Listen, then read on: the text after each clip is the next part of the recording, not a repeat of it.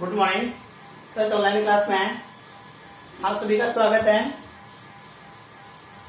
कल की जो अपनी क्लास लास्ट अपने छोड़ी थी वहां पे ये लिखा था कि जो एंजाइम क्रियाकारक मध्यवर्ती संकुल का निर्माण होता है, इसके निर्माण की क्रिया को समझाने के लिए कुछ वैज्ञानिकों ने अपने अपने सिद्धांतों का प्रतिपादन किया था। और वहां पर जो सबसे अधिक सर्वमान्य सिद्धांत थे वो दो सिद्धांतों को अपने नाम लिखा था। एक लिखा था एमिल फिशर का तालाचाबी सिद्धांत और दूसरा अपने लिखा था कॉसलैंड का प्रेरित आसंजन का सिद्धांत। सबसे पहली बात तो आप ये सुन लीजिएगा, कई बार अलग से एग्जाम में एमिल फिशर का तालाचाबी सिद्धांत या कॉसलैंड के प्रेरित आसंजन के सिद्धांत को पूछ चुका है। बोर्ड में पहले भी कई बार ऐसे क्वेश्चन पूछे जा चुके हैं अलग से कि एमिल फिशर का तालाचाबी सिद्धांत क्या है या कॉसलैंड का प्रेरित आसंजन का सिद्धांत क्या है। ये दोनों सिद्धांत जो एंजाइम क्रियाकारक मध्यवर्ती संकुल का निर्माण होता है, इसको समझाने के लिए इन वैज्ञानिकों द्वारा प्रतिपादित किए गए कि जो मध्यवर्ती संकुल बनता है, जो एंजाइम और क्रियाकारक होते हैं, इनके बीच में जो बॉन्डिंग क्रिया होती है वो बॉन्डिंग क्रिया किस प्रकार से होती है, किस प्रकार से एंजाइम के सक्रिय स्थलों के साथ में क्रियाकारक के अणु जुड़ते हैं या कौन से क्रियाकारक जुड़ते हैं या कौन से क्रियाकारक इसके साथ में नहीं जुड़ पाते हैं। इस चीज को समझाने के लिए इन दोनों वैज्ञानिकों ने अपने अपने सिद्धांत का प्रतिपादन किया था। वहां पर कल की जो लास्ट क्लास थी उस लास्ट क्लास में अपने दोनों नाम डाल लिए थे। आज की जो क्लास है उस आज की क्लास में सबसे पहला पॉइंट डालिए, पहला नाम डालिए एमिल फिशर का तालाचाबी सिद्धांत। उसी में कंटिन्यू आगे लिखिए नंबर 1 डाल करके एमिल फिशर का तालाचाबी सिद्धांत। दोबारा डालिए इस पॉइंट्स को, डिटेल लिखाएंगे, कल नाम लिखाया था, डिटेल लिखाएंगे इसकी। एमिल फिशर का तालाचाबी सिद्धांत देखो,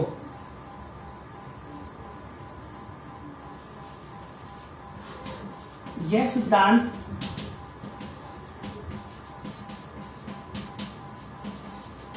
एमिल फिशर नामक वैज्ञानिक ने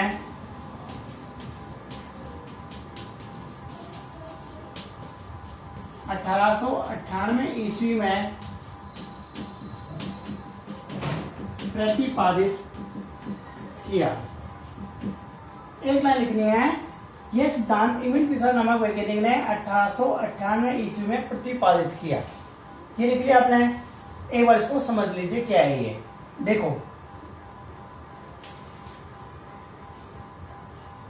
मैंने आपसे कहा था कि ताला चाबी, अपन बात करते हैं एक ताले की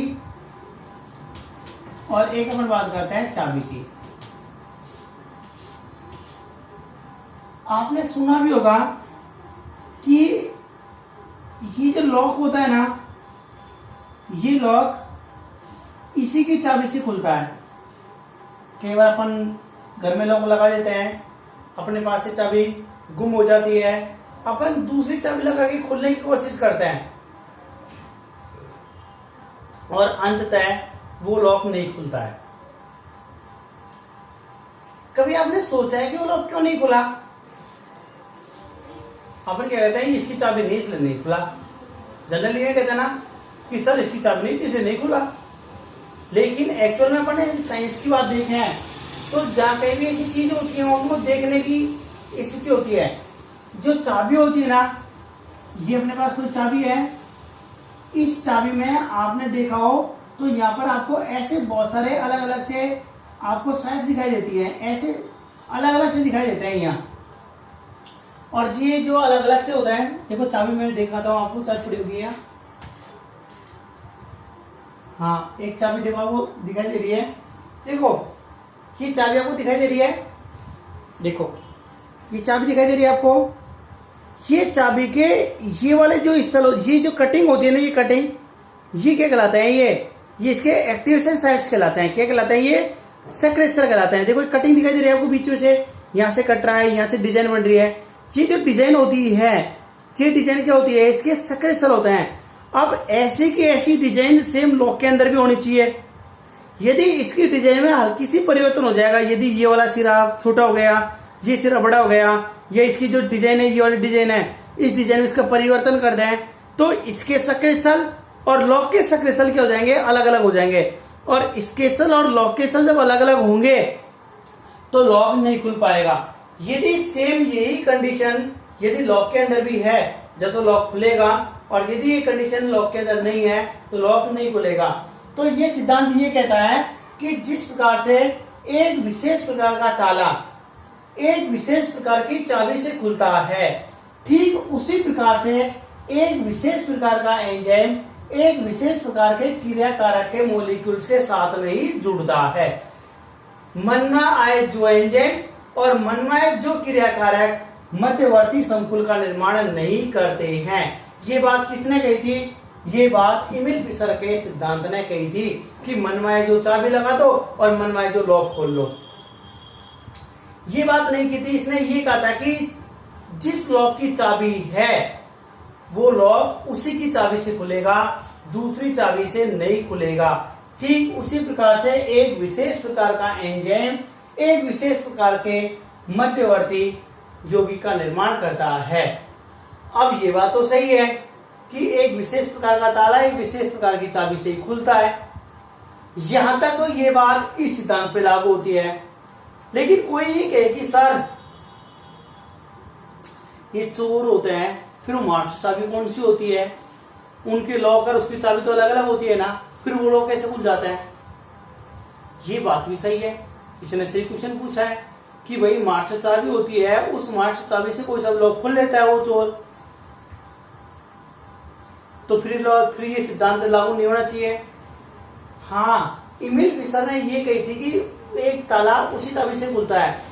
अब ये मास्टर चाबी वाली जो बात आई थी तो दूसरे वैज्ञानिकों ने दिमाग लगाया कि यार बात तो सही है, और उस चीज को समझाने के लिए फिर जो कॉसलैंड नामक वैज्ञानिक था उसने प्रेरित आसन का सिद्धांत दिया था, वो मास्टर चाबी पे लागू होता है। इसलिए आप जनरली ध्यान रखें, जो अपने घर में जनरली बात होती है लॉक खोलने की, अपना लॉक अपन ही खोले, जब तो आपको पढ़ना है एमिल फिशर का ताला चाबी सिद्धांत।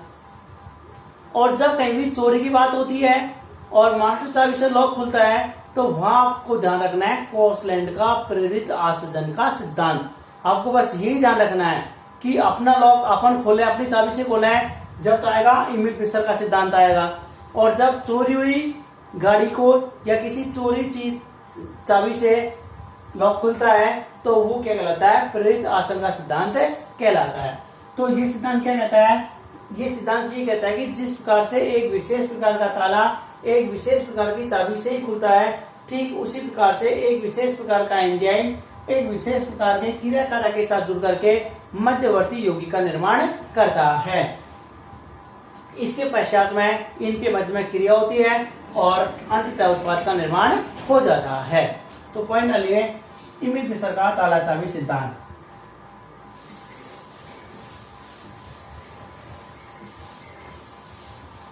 लेकिन इसमें ध्यान ये रखना है कि एंजाइम और जो क्रिया कारक हैं इनके सक्रिय स्थल एकदम समान होने चाहिए, क्योंकि हमने कहा कि सेम लॉक की सेम चाबी खुलेगा तो उसके एक्टिवेशन डिजाइन होती है वो सेम होती हैं। इसी प्रकार से इनके बीच में भी समान होना जरूरी है।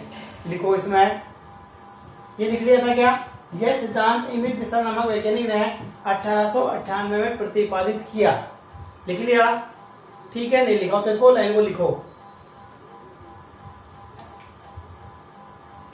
और इसके आगे लिखो, इस सिद्धांत के अनुसार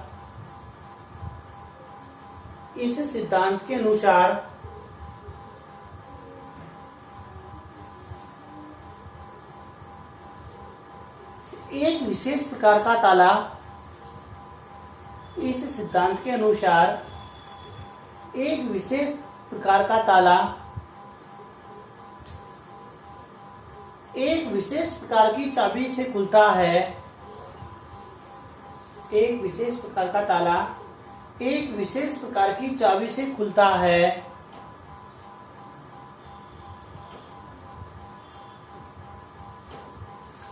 ठीक उसी प्रकार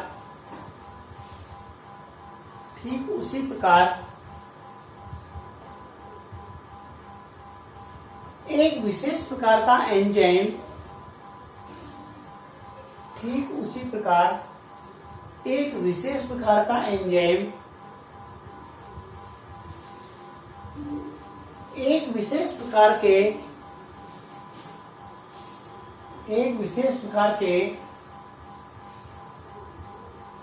क्रिया कारक के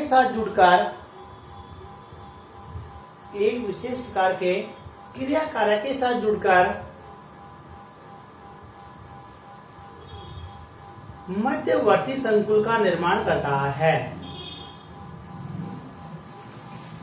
मध्यवर्ती संकुल का निर्माण करता है।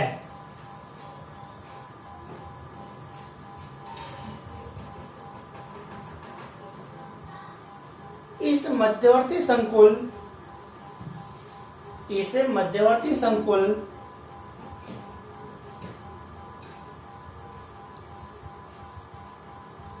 में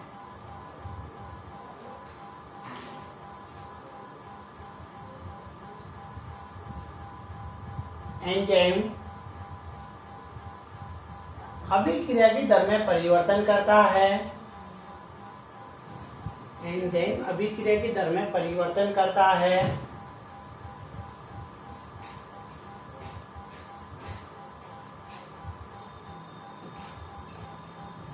तथा इसके पश्चात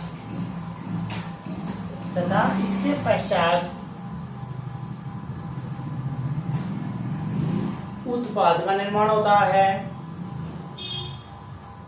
इसके पश्चात उत्पाद का निर्माण होता है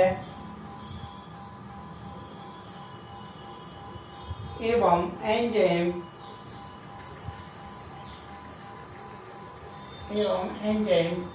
मुक्त हो जाते हैं।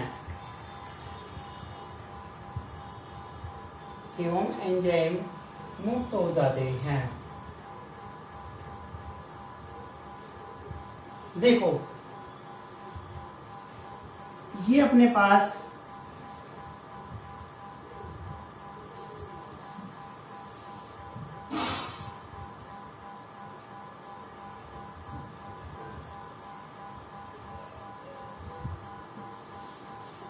अपने पास कोई चाबी हो गई, ठीक है, और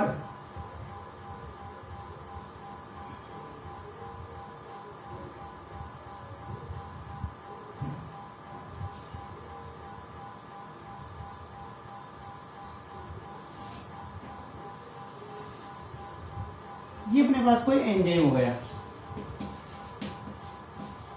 ये क्या हो गया? एंजाइम हो गया। ये चाबी को अपन क्या मान लेते हैं? ये क्रियाकारक मान लेते हैं। क्या मान लेते हैं? क्रियाकारक मान लेते हैं। अब देखो मैं ये कह रहा था आपसे कि एक विशेष प्रकार का लॉक एक विशेष प्रकार की चाबी से खुलता है। उसका रीजन मैंने आपको क्या बताया था? चाबी में पाई जाने वाले ये डिजाइन्स होती हैं। ये जो डिजाइन आपको चाबी में दिखाई दे रही है, डिजाइन दिखाई दे रही है आपको, ये जो डिजाइन दिख रही है, यही क्या कहलाता है? इसके सक्रिय स्थल कहलाते हैं। अब जैसे मान लो जैसी सेम डिजाइन ऐसी है तो लॉक के अंदर भी ऐसी डिजाइन होंगी, जब तो इसके सक्रिय स्थल उसके सक्रिय स्थल के साथ में बॉन्डिंग बनाएंगे। इसी प्रकार से क्या होता है कि ये क्या कहलाते हैं? इसके सक्रिय स्थल कहलाते हैं और ये इसके सक्रिय स्थल कहलाते हैं। जैसे ये सक्रिय स्थल और ये सक्रिय स्थल समान होते हैं, एकदम समान होने चाहिए, ये डिफरेंट होंगे तो ये मध्यवर्ती संकुल का निर्माण नहीं करेंगे। जैसे इन दोनों के सक्रिय स्थल समान होते हैं तो ये चाबी इस लॉक के साथ में बॉन्डिंग क्रिया करेगी और बॉन्डिंग क्रिया करने के बाद में एक मध्यवर्ती संकुल का निर्माण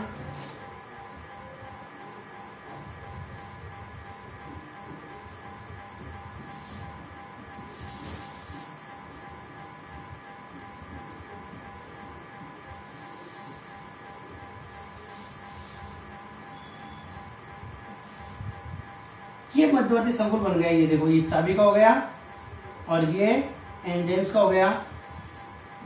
ये देखो बन गया। तो ये कहलाता है एंजाइम क्रियाकारक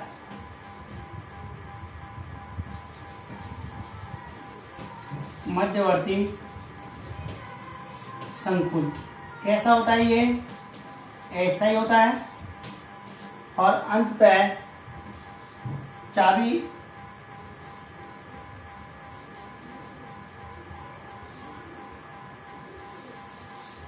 बाहर निकल जाएगी और उत्पाद के रूप में जो लॉक है ये लॉक खुल जाएगा।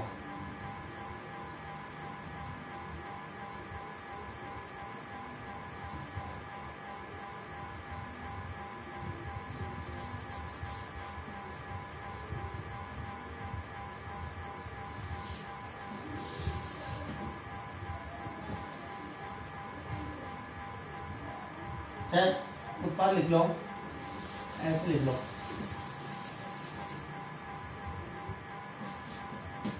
एंजाइम तो बाहर निकल ही जाएगा प्लस लॉक का खुलना, इसको कहते हैं उत्पाद। तो लॉक खुल जाएगा, उत्पाद का निर्माण हो जाएगा, ऐसे लिख लो। ये बनाओ।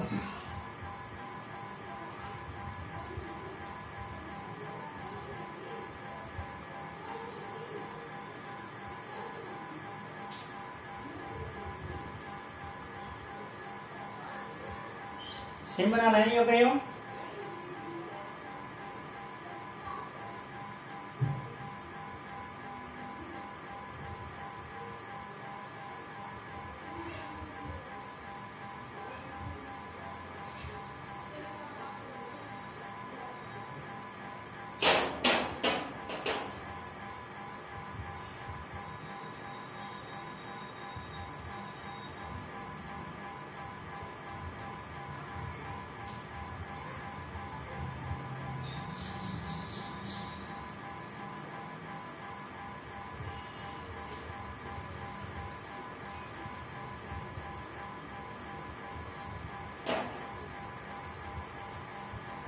हो गया।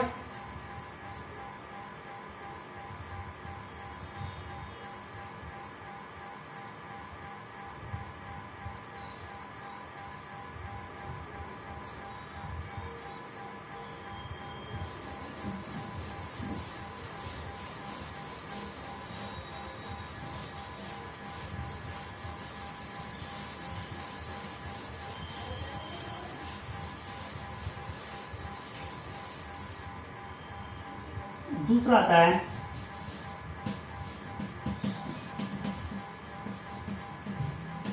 कोसलैंड का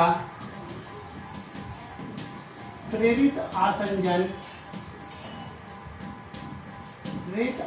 का सिद्धांत। कोसलैंड का प्रेरित आसंजन का सिद्धांत। देखो पिछला वाला सिद्धांत था ना, अपन ने ये कहा था कि एंजाइम और क्रियाकारक है उसके सक्रिय स्थल एकदम समान होने चाहिए, जबकि देखो नाम कह रहा है प्रेरित। प्रेरित का मतलब होता है किसी दूसरे से मिलकर के उसके अकॉर्डिंग बदल जाना, उसको अपन क्या कहते हैं प्रेरित। इसलिए मैं आपसे कह रहा था ना कि जो चोरों की मास्टर चाबी होती है वो मास्टर चाबी के जो सक्रिय स्थल होते हैं उन सक्रिय स्थलों के अनुसार जो लॉक के सक्रिय स्थल होते हैं उनको वो चेंज कर देता है और इसके कारण वो लॉक आसानी से खुल जाता है। तो वो चीज होती है वो किस पर डिपेंड करती है, कोसलैंड के प्रेरित आसंजन के सिद्धांत पर कार्य करती है। जैसे मैं आपसे एक बात बताऊं, जैसे मान लो अपने पास ये एंजाइम्स हो गया,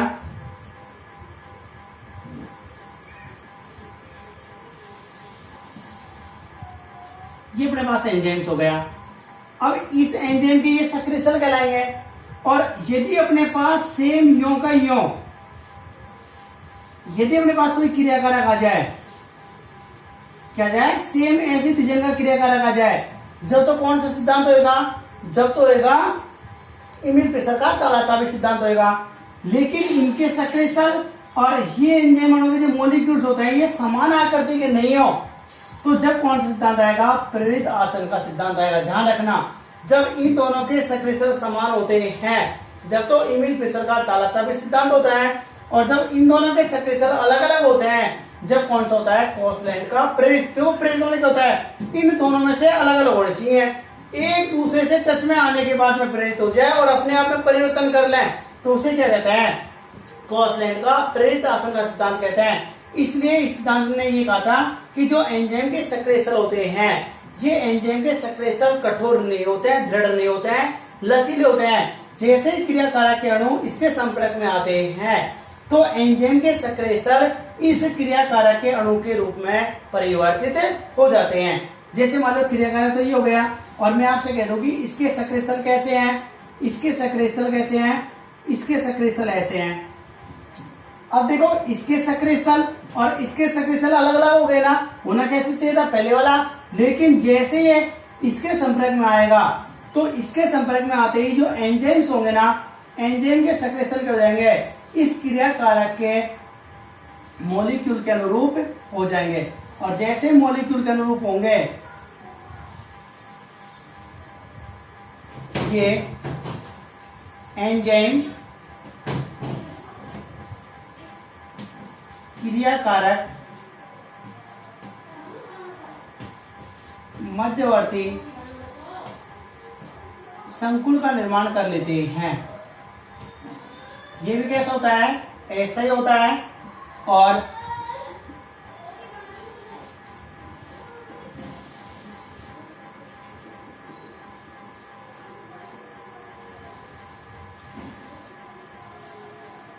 ठीक है, बन जाता है ये उत्पाद और ये क्या कहलाता है, ये एंजाइम। इस प्रकार से क्या होता है, इन दोनों के सक्रिय अलग होंगे जब तो कॉसलैंड का प्रेरित आसंजन का सिद्धांत कहलाता। लिखो इसमें, इसलिए लिखो यह सिद्धांत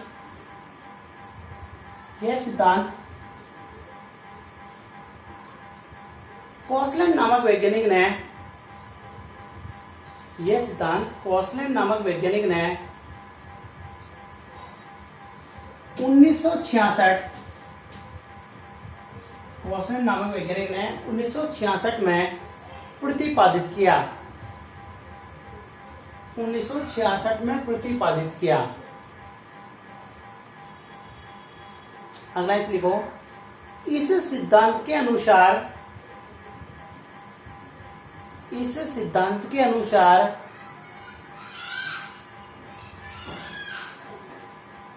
एंजाइम एवं क्रियाकारक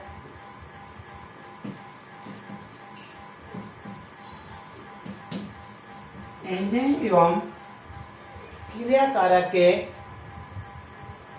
अणुओं के सक्रिय स्थल समान नहीं होते हैं। सक्रिय स्थल समान नहीं होते हैं, लेकिन जैसे ही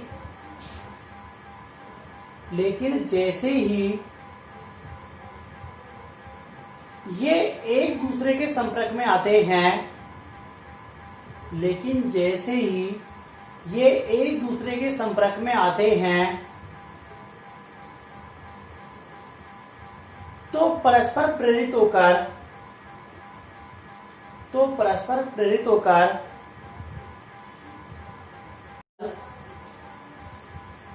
सक्रिय स्थल एक दूसरे के अनुरूप हो जाते हैं। सक्रिय स्थल एक दूसरे के अनुरूप हो जाते हैं, जिससे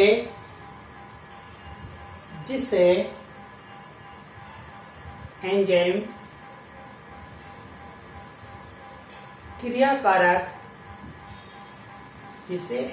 क्रियाकारक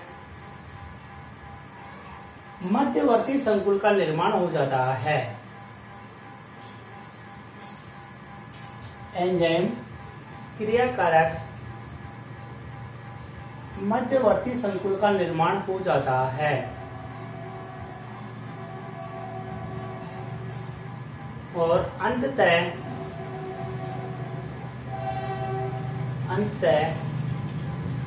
उत्पाद का निर्माण हो जाता है।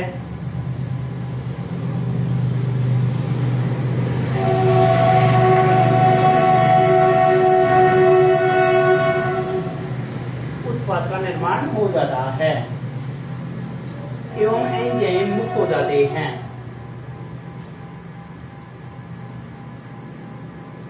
अगला इस लिखो, इस सिद्धांत में यह स्पष्ट किया गया है कि एंजाइम के सक्रिय स्थल क्रियाकारक अणुओं के क्रियाकारक अणुओं के अनुरूप परिवर्तित होते हैं।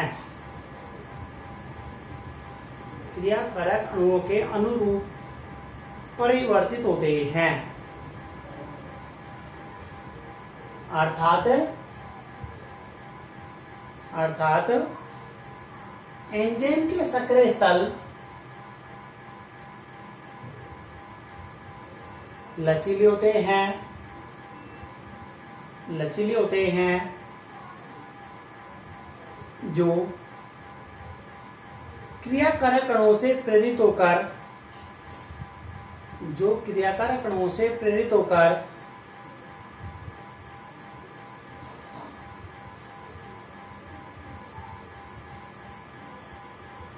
परिवर्तित हो जाते हैं एवं इसके साथ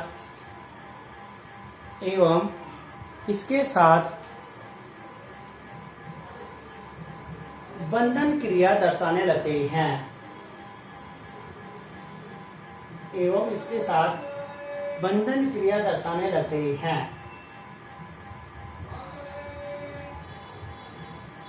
ठीक है, ये तो लिखने का काम हो गया। इसके नीचे ये आपको डायग्राम बनाना है, लेकिन ध्यान इसमें क्या रखना है, मैंने आपसे यही कहा है कि एंजाइम्स होते हैं, ये एंजाइम के जो सक्रिय स्थल होते हैं और जो क्रियाकारक होते हैं, इनके जो मॉलिक्यूल्स के सक्रिय स्थल होते हैं, इन दोनों की जो आकृति होती है ना, ये समान नहीं होती है। एंजाइम की अलग होती है और क्रियाकारक की अलग होती है।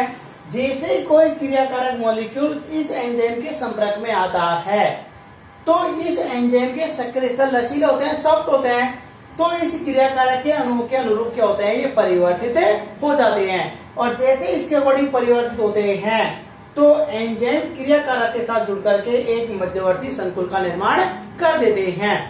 और जैसे संकुल का निर्माण होता है तो अभिक्रिया की दर में परिवर्तन हो जाता है, और अभिक्रिया की दर में परिवर्तन होने के बाद में अंततः उत्पाद का निर्माण हो जाता है और एंजाइम मुक्त हो जाते हैं। इस प्रकार से कौशलन ने प्रेरित आसंजन के सिद्धांत का प्रतिपादन किया था। और जैसे अपन जनरली मानते भी हैं कि मान लो एंजाइम्स की सक्रिय स्थल अलग अलग हुए तो वहां पर एक एंजाइम्स या क्रियाकारक के मॉलिक्यूल्स होते हैं, ये आपस में अंतः परिवर्तित हो जाते हैं और मध्यवर्ती संकुल का निर्माण कर देते हैं। इस प्रकार से आप दोनों सिद्धांत कंप्लीट भी हो गए। ये डायग्राम बना लेना और आज क्लास को यहां करते हैं। आज की क्लास के लिए धन्यवाद। ठीक है, कल की क्लास पढ़ेंगे नेक्स्ट